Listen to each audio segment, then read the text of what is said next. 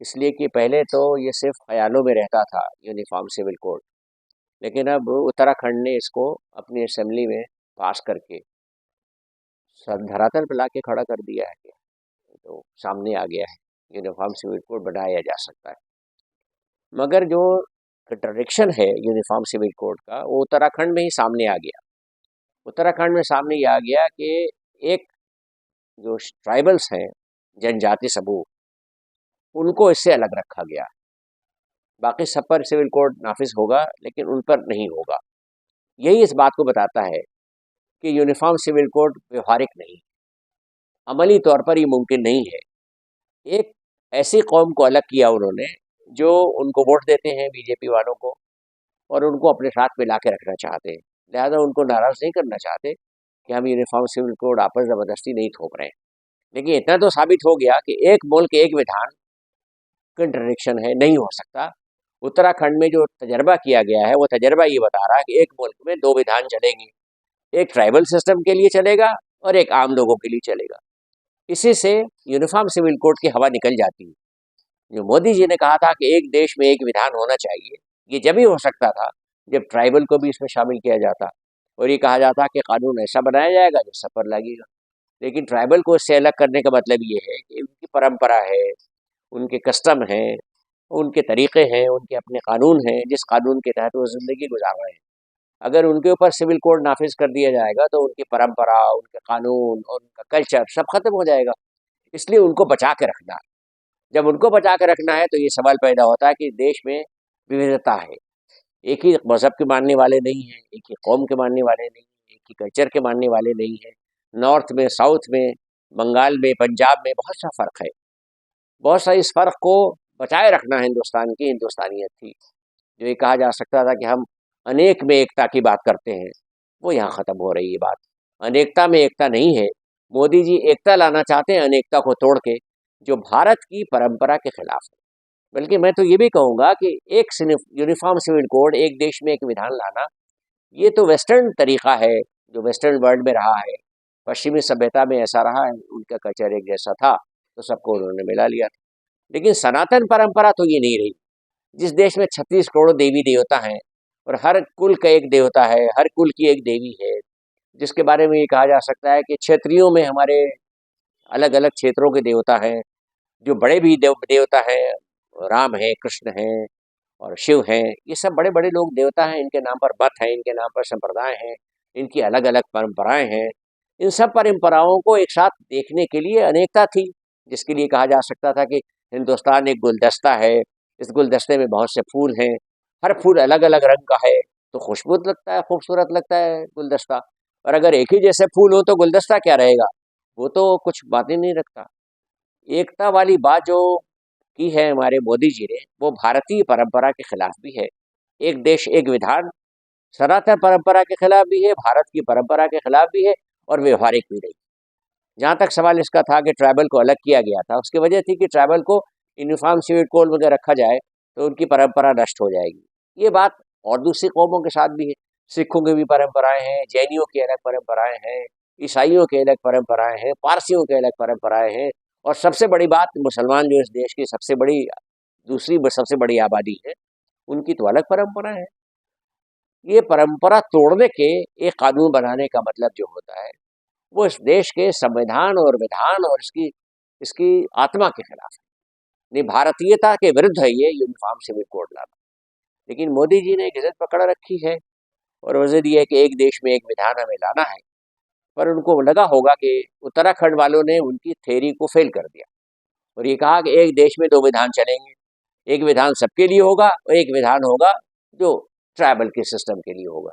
तो schedule caste के लिए, शेड्यूल ट्राइब के लिए, दलितों के लिए, बैकवर्ड के लिए, उत्तर के लिए, दक्षिण के लिए अलग अलग परंपराएं हैं।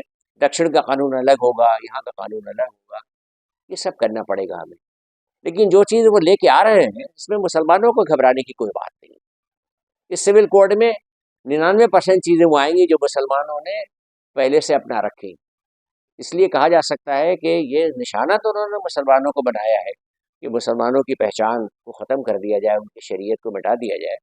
लेकिन दरअसल बात ये है कि ये पहचान और लोगों की मिट रही है। ट्राइबल की पहचान तो उन्होंने बचाई है, लेकिन बैकवर्ड की पहचान मिट रही है। और दक्षिण के तमिलों की पहचान मिट रही है, द्रविड़ों की पहचान मिट रही है। अभी तो उत्तराखंड में ये मामला नहीं आया, लेकिन जब पूरे देश में समान संहिता लागू की जाएगी तो दक्षिण और उत्तर की परंपराओं में फर्क पड़ जाएगा कि वहाँ की परंपरा और हमारी परंपराओं में बहुत फर्क है। सिर्फ इतनी सी बात है कि शादी का रजिस्ट्रेशन हो जाए तो ये तो कोई मुश्किल काम नहीं। अभी देखिए, लिव इन रिलेशनशिप की बात की उन्होंने, लिव इन रिलेशनशिप की बात की और ये कहा कि पुलिस के थाने में जाके आपको रिपोर्ट करनी पड़ेगी कि साथ साथ आप रहना चाहते हैं। ये सिविल कोड में आ गया इनका। इस परंपरा को मानने के लिए कोई तैयार नहीं होगा। लेकिन दूसरी तरफ आप ये देख सकते हैं कि हम लोग ये बात कहते हैं कि भाई निकाह हो, शादी हो, ये हमारे भारतीय संविधान में है, इसके लिए होना चाहिए। लिव इन रिलेशनशिप तो भारतीय परंपरा नहीं रही, ये तो वेस्टर्न परंपरा है। ये सिविल कोड में नाफिज कर रहे हैं, तो मैं ये कह सकता हूँ कि भारतीय परंपरा को नष्ट करने की तैयारी की जा रही है। इसके बाद एक ही सेक्स में शादी, ये भी कोर्ट ये कह रहा है। सिविल कोड जब बनेगा तो मर्दों मर्दों की शादी, औरतों औरतों की शादी होगी, ये सब चीज़ें होने लगेंगी।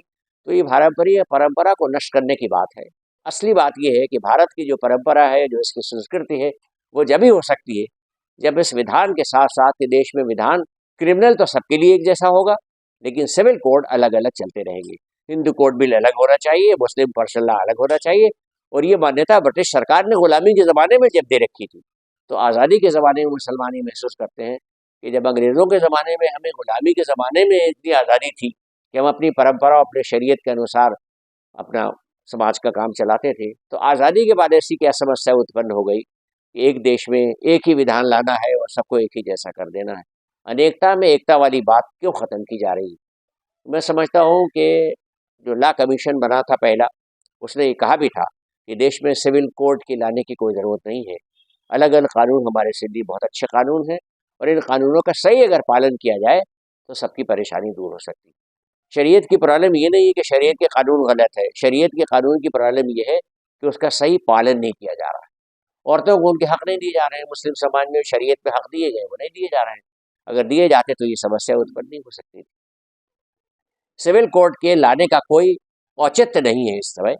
और ये कहा जा सकता है कि अगर लाना भी हो सिविल कोड, तो सब लोगों से पूछा जाए और सब लोगों की राय लेने के बाद, सहमति के बाद कानून बनाना चाहिए। ऊपर से थोपा हुआ कानून तो अधिनायकवाद है। ये लोकतंत्र नहीं है, प्रजातंत्र नहीं है। प्रजातंत्र में सबसे सहमति लेने के बाद किया जाता है। और मेरा ख्याल है मोदी जी को इस बात का एहसास होगा बाद में। जैसे किसानों से पूछा नहीं था उन्होंने, और किसानों के लिए कानून बना दिया। जब किसानों ने आंदोलन किया तो उस कानून को वापस लेना पड़ा। ऐसे मुझे लगता है कि सिविल कोड नाफिज करने के बाद उनको बाद में पता चलेगा कि जनता इसके लिए सहमत देने तैयार नहीं है, तो फिर उसको वापस ले लेंगे। मेरा ख्याल है कि मोदी जी को इसको वापस लेने से पहले इसे बनाना ही नहीं चाहिए, और लॉ कमीशन के सामने ये बात रखनी चाहिए कि आप एक लाउड थिंकिंग करें और देश के तमाम लोगों से पूछें, और हर समुदाय से पूछें, हर वर्ग से पूछें। जिस तरह आपने ट्राइबल से पूछा, इस तरह मुसलमानों से भी पूछिए, औरों से पूछिए कि आपके संविधान में जो हमारे अधिकार हैं, उन अधिकारों का हनन तो नहीं हो रहा है। इसलिए सिविल कोड के सिलसिले में ये कहा जा सकता है कि ये पूरे देश की परंपरा को नष्ट करने वाला एक कानून है, जो देश के हित में तो नहीं है। मुसलमानों को उससे कोई बहुत नुकसान पहुंचने वाला नहीं है। मुसलमानों को अगर कुछ अधिकार अगर बढ़ा के दिए जाते हैं तो क्या फ़र्क पड़ता है? जैसे औरतों को हम आधी जायदाद देते हैं, अगर पूरी मिलने लगेगी तो कोई फ़र्क नहीं पड़ता। जैसे ये कहा जा सकता है मुसलमानों के साथ हम एडॉप्शन नहीं करते, तो उसके लिए एक शरीयत में कानून था कि एडॉप्शन के लिए कोई गुंजाइश नहीं है। मुस्लिम शरीयत ये कहती है कि धनों को संचित करके एक जगह नहीं रखा जा सकता, उसका बंटवारा हो जाना चाहिए।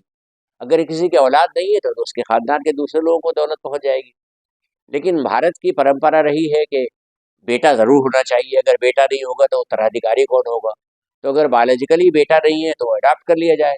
तो ये भारतीय परंपरा को लाना चाहते हैं ये, और मुसलमानों को भी थोपना चाहते हैं। तो कोई फ़र्क पड़ने वाला इससे नहीं है। जिसकी औलाद नहीं है वो गोद ले सकता है, गोद ले सकता है, तो आप ये कह सकते हैं कि शरीयत में उसको हक तो नहीं पहुंचता, लेकिन सिविल कोड में हक पड़ता है। अगर वो आदमी ये चाहता है कि गोद भी ले ले, तो उसने इस्लाम का वायलेशन किया है, वो जाने, उसका काम जाने। यहाँ तो दुनिया में ठीक ठाक है, आगे वो अल्लाह को जवाब दे। इसलिए जो आदमी अडॉप्ट कर लिया गया है, वो अगर उसका अधिकार ले लेता है कि हमें तो मिलना चाहिए हक, जैसे सिविल कोड में मिलना चाहिए, तो यहाँ तो उसको अधिकार मिल जाएगा। लेकिन ऊपर क्या होगा ये वो जाने, उसका काम जाने। तो मुसलमानों का ज़्यादा मामला जो है यहाँ से कम है, ऊपर से ज़्यादा है कि हम अपने अल्लाह के सामने जवाब दें। अगर कोई कानून हम तोड़ते हैं तो सिर्फ सरकार के सामने जवाबदेह नहीं है, हम वो कानून अल्लाह के सामने भी जवाबदेह हैं। तो हमें ये भी देखना चाहिए। इस सिलसिले में सिविल कोड नाफिज हो जाएगा तो मुसलमानों पर कोई परेशानी नहीं होगी, परेशानी हिंदू समाज को होगी। हिंदू समाज की विभिन्न परंपराएं हैं, तमिल की परंपराएं अलग हैं, द्रविड़ की समस्याएं अलग हैं, और देख ही रहे हैं आप, ये हमारे जो शेड्यूल कास्ट हैं उनकी परंपराएं अलग हैं, जो शेड्यूल ट्राइब है उनको तो अलग रखने की जरूरत पेश आई गई उत्तराखंड में। तो सबकी समस्याओं का समाधान एक ही है कि सिविल कोड को नाफिज करने से पहले 100 दफा सोचा जाए कि इसके नाफिज करने में नुकसान कितना है, उसके नाफिज करने में फायदा क्या है। राष्ट्र को अगर एक रखना है तो हमें सबको समान अधिकार देने के बजाय ये सोचना चाहिए कि सबके हित में उनके अधिकार हो, और जो सबके हित में उनके अधिकार होंगे तो उसमें उनकी राय ली जानी चाहिए थी, और वो ली जाएगी राय। मैं समझता हूँ कि अगली बार मोदी जी के समझ में बात आ जाएगी कि किसान वाला जो कानून बनाया था उन्होंने और मजबूरी में वापस लिया था, कहीं सिविल कोर्ट के लिए भी ये समस्या न पैदा हो जाए कि पहले कानून बना दे जिद में आने के बाद, और फिर ये कहे कि नहीं हम इसको वापस लेते हैं। हम ठीक से समझा नहीं सके जनता को कि सिविल कोड नाफिज करना उनके हक में था, जैसे ठीक से समझा नहीं सके किसानों को कि फार्म रिफॉर्म लाना उनके हक में था, तो हमने उसको वापस ले लिया। जब उसको वापस ले लिया तो सिविल कोड को वापस लेने से पहले इसको पहले सोच समझ के लाना चाहिए। मेरा ख्याल है कि सरकार को और भारतीय जनता पार्टी को और उनके थिंक टैंक को इस बात का एहसास रहेगा कि कानून लाने से पहले सोचना चाहिए, कानून लाने के बाद नहीं सोचना चाहिए।